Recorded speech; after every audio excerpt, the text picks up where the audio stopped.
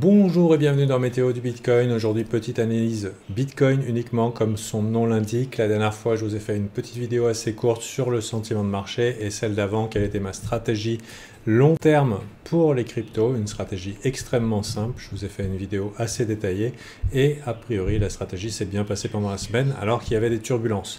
Donc, BTC hier nous a fait un bon petit rallye sympathique. Tandis que globalement la stratégie de notre dernière météo qui consistait à envisager de buy le dip dans ces zones-là parce qu'on avait soit une continuation haussière qui nous attendait, soit du range. D'ailleurs, on peut encore faire une zone de range histoire de fatiguer les esprits davantage, mais on pourra considérer pour l'instant que ces zones ici qui sont en vert sont des belles zones de support. Certaines parce qu'elles correspondent à des supports résistance ici passés. Elles correspondent aussi aux fameux 66 666 chiffres chinois Illuminati. Enfin, j'en sais rien pourquoi, mais en général, pour moi, les longues se passent très bien dans cette zone de pivot où je vais, entre guillemets, me dire on est au-dessus, tout va bien, on est en dessous, ça va moins bien. Donc 66 666, c'est un bon petit support si on doit acheter un dip. C'est pas moi qui fais les règles, je les suis, c'est de l'observation.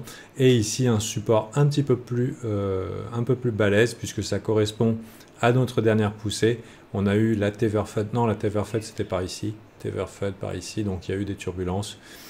Il peut y avoir encore des turbulences, hein, surtout à l'approche des all-time high, mais n'empêche que bon, le destin semble scellé pour les cryptos, qu'on aura des beaux jours qui vont venir ou des beaux mois qui vont venir, et du coup ma petite stratégie Hold, Sol et Doge me paraît correcte.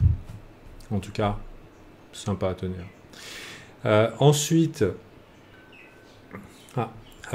Ensuite, ici, donc là, on a une zone un peu plus intense qui avait coincé pas mal de bears, je ne sais pas si vous vous rappelez. Alors, un mois en crypto, c'est une vie, donc les gens oublient ce qui s'est passé le mois dernier, mais ici, vraiment, c'était la débandade. Donc, on a coincé pas mal de bears ici, on avait beaucoup d'analyses bearish qui annonçaient des trucs affreux, etc. Bon, en même temps, c'est juste, on peut y croire, on dit « Ah là là, c'est affreux », et ben non, c'est pas affreux du tout. Tout va bien dans le meilleur des mondes et on est bel et bien prêt pour un rallye qui nous semble dans les tuyaux, avec un Bitcoin qui, quand il est vraiment très fort, fait pression sur les alts, mais dès qu'il commence, s'il nous donne le feu vert, dès qu'il commence à fatiguer un petit peu, on voit que le vert s'exprime ensuite dans les autres assets, parmi celles que je surveille en ce moment. Il y a tout ça, si ça vous intéresse, c'est celles qui me paraissent le plus sympathiques pour le moment, même si j'ai mes préférences. Ensuite, si on regarde dans des unités de temps un petit peu plus élevées, il n'y a pas de raison vraiment de stresser en tant qu'investisseur long terme. On va regarder aussi les open interest dans pas longtemps. En tant qu'investisseur long terme, on a ici, on est effectivement aux all-time high. Je dirais que c'est très difficile pour des bears, enfin pour des bulls. Ça va être plus compliqué pour des bears que pour des bulls, même si pour des bulls c'est pas facile. Je vois qu'il y a pas mal de gens qui se hedge, il y a énormément de gens qui se hedge à l'approche des all-time high, c'est des choses qui arrivent parce qu'il y a des turbulences, mais ça risque de donner du fuel à la hausse. Enfin, ça va nous arranger parce que ça va probablement donner du fuel à la hausse, ce hedging à la proximité des all-time high. Mais tout simplement pour vous dire, si vous avez quand même des petites bases de price action, en monthly, nous avons quoi? Nous avons des plus hauts sommets, plus hauts creux. Et coucou, motherfucker, c'est qui? C'est les boules. On est venu te faire coucou. Donc, une fois qu'on a accepté, en plus ça tombe bien, dans quelques jours, c'est la fin du mois. J'imagine qu'une belle monthly qui clôturerait au-dessus des ATH, mais alors ça va être festival, on va s'en mettre plein les fouilles. Donc voilà, c'est un petit peu l'idée que je me dis, il n'y a pas vraiment quelque chose d'inquiétant.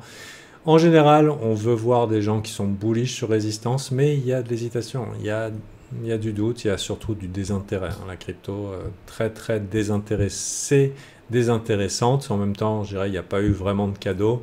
Il y a des alts et tout, on attend le bottom. Bon, ça ne devrait pas tarder. Pour moi, il a déjà été marqué. On a déjà un bottom historique sur beaucoup d'altcoins. Mais n'empêche qu'il y a de quoi douter hein, avec ces rendus après pump, il y a de quoi douter. Maintenant, on a besoin du King qui va franchement à la hausse. On a notre petit proxy MicroStrategy qui nous montre le chemin ici. MicroStrategy, je disais ce matin en membre alpha, hein, nouvelle Nvidia, hein, un graphique comme ça, c'est magnifique. Donc là, il n'y a rien à acheter. Grosse consolidation long terme, on perce, merci, bienvenue dans Pumpland. Donc le breakout est confirmé, ça c'est magnifique hein, ici. Nouvelle Nvidia MicroStrategy, à mon avis, si j'avais pas envie de m'exposer aux crypto et parce que je suis un investisseur frileux, je pense que c'est une bonne manière de s'exposer au marché tranquillou. Bien sûr, les ETF, ça fait aussi son truc, mais ici on voit qu'il n'y a plus de résistance qui tienne, il y a juste de la découverte de prix, YOLO. Donc bien sûr, vous pourriez dire oui mais c'est trop haut, mais bon c'est trop haut, mais ça peut monter très haut tout ça. Hein. On a déjà vu ça par le passé, des breakouts, ça s'envole et ensuite tout le monde en veut, donc ça me paraît assez sympatoche. Sur ce, j'ai pas grand chose à dire sur le BTC, on peut regarder quand même qu'on est sur un all-time high et Thomas vous a fait hier une météo du Bitcoin en short qui tient en 40 secondes, incroyable, magnifique, avec la réserve qu'on attend de Thomas qui est, n'empêche, voilà, c'est pas du pur moonboyisme. On a un rallye qui est quand même alimenté par du dérivatif. Ça peut occasionner de la volatilité parce que dedans il y a des longs qui tiennent leur position, il y a des shorts qui tiennent leur position et donc on peut avoir du matériel à mèche. Personnellement, j'aime à penser que là-dedans il y a beaucoup de hedge short qui ont maintenu leur position et qui les maintiendront jusqu'à breakout. En fait, quelle est l'idée? C'est que si vous avez envie de vous exposer à l'histoire Bitcoin, mais vous dites ok, ben, je suis un petit peu frileux quand même, la macro, tout ça, les résistances, ça fait peur. Donc en gros, ce que les gens font, ou en tout cas ce que des grosses entités peuvent faire à l'approche d'un ATH, c'est de se hedger.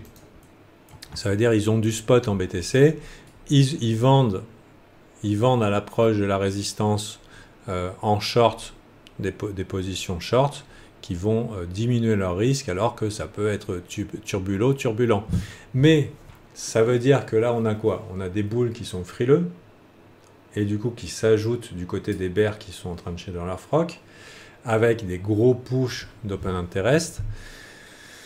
Et en même temps, on a des bulls qui sont probablement aussi agressifs en disant on vient pour vous. Donc la possibilité vraiment bull qu'on pourrait tirer de ça, moi personnellement, j'aime pas trop rentrer sur le BTC dans des all-time high ATH. On a vu que dans cette zone, ces open interest, c'était un petit peu une résistance, c'est-à-dire peut-être un petit peu trop de Jackie Téton à proximité des highs. Mais j'ai plus l'impression que c'est de la frilosité à proximité des highs cette fois-ci. Et si il veut bien me remettre le visuel que j'avais il y a un instant qui était très bien. Je disais ce matin, enfin oui, un petit peu plus tôt parce que maintenant vous avez changé d'air au membre alpha, qu'il peut y avoir ici plusieurs choses qui peuvent se mettre dans les tuyaux. Un, faites attention au gros levier parce que on a vu, il y a eu de la FUD Tether qui est sortie par là, qui a fait peur à plein de gens. Ou ici, je me rappelle plus, c'était samedi, FUD Tether, oui, c'est l'apocalypse financière. On a eu aussi des missiles Iran-Israël, ce genre de choses. Donc, une petite mèche est vite arrivée. Pourquoi? Pour sortir les leviers un petit peu trop excités. Je pense que les holders de spot n'ont pas vraiment à s'inquiéter. On a passé le cap. Hein. Tant qu'on est au-dessus des 66 666, on a passé le cap. Le range était de plus en plus fin. À mon avis, les bears sont cuits. Donc, ça peut mêcher comme ça, mais il y a un autre scénario qui peut arriver. Je pense que si tu es holder de spot et que ça mèche comme ça, bon, tu as juste à attendre un petit peu et ça revient rapidement à ton point d'entrée. Et une autre chose qui peut se passer, c'est qu'on breakout et que ça décharge, ça purifie les open interest, mais de ouf, avec, je me mets à parler la cité là ce soir, et de ouf, enfin, je me prends pour un jeune, et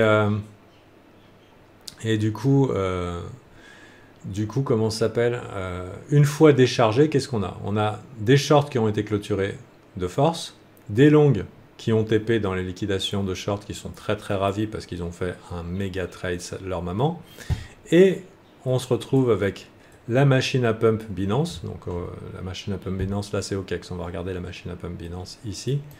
J'étais pas du tout sur le bon graphique. Voilà. C'est ici qu'on décharge.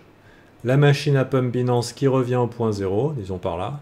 Et du coup qui peut encore renvoyer une touchette alors qu'on est au all-time high. Et globalement, on est ready pour de la méga pump.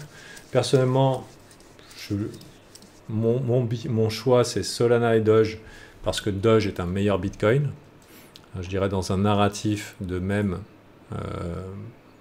je trouve que assez normal de voir Doge surperformer. Ici, c'est le king des mèmes, même s'il performe moins que d'autres meme coins. Je m'attends à ce qu'il fasse des trucs jolis, ne serait-ce que pour réveiller ceux qui sont morts au combat depuis 2022. Une fois qu'on revient aux ATH, on a déjà connu ça avec le Bitcoin, les mecs qui avaient acheté l'ATH en 2011-2012, c'était les génies du bull market en 2017. Ils se sont fait sortir de leur cryogénisation au moment où le marché est revenu chercher les 1$ et qu'on les a... Enfin, pas les 1$, mais si le marché revient près des ATH, il y aura des news, ils vont dire « Ah putain, mais finalement je me suis pas planté, je suis un génie, etc. » Et du coup, on va revoir du monde s'intéresser à la crypto. Et peut-être qu'à partir du moment où les mêmes coins deviennent quelque chose d'un peu plus populaire et qui fait rêver une populace un peu plus étendue que celle d'aujourd'hui, pourquoi pas avoir un cycle vraiment sympathique sur des mêmes coins. Évidemment, des mêmes coins choisis qu'on choisit avec l'humeur du moment, ce qu'on appelle la méta chez Alpha Team, et l'analyse technique. Sur ce, je vais vous laisser parce que madame m'interrompt, et voilà. Allez, bye.